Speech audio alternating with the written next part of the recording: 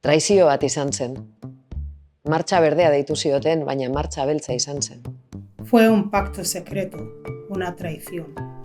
Los acuerdos tripartitos de Madrid son unos acuerdos ilegales. Okupazio bat izan zen. Mendebaldeko Sahara ordura arte Espainiako 53. probintzia izan zen. Herrialde kolonizatu bat. La invasión ya estaba preparada. Fue el inicio de una ocupación que aún persiste.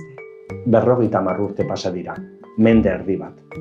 Okupazioa, gerra, exodoa, erbestea. Napalm eta fosforo zuriarekin bombardeatu zituzten. Basamortuan bizi dira harrezkero. Errefuxiatuen kanpalekuetan. Beste asko lurralde okupatuetan daude. Han errepresioa itzela da. Gerran daude.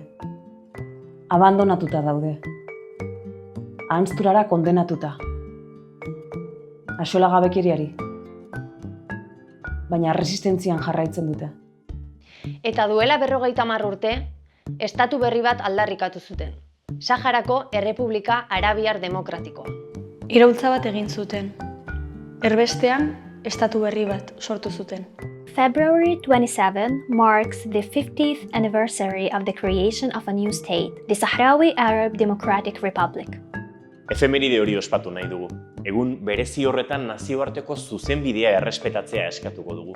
Con nuestra voz, nuestras letras y nuestra música queremos decir: Viva el Sahara Libre. Zatoz otsailaren 28an Euskalduna Jauregian egingo dugun kontzertura.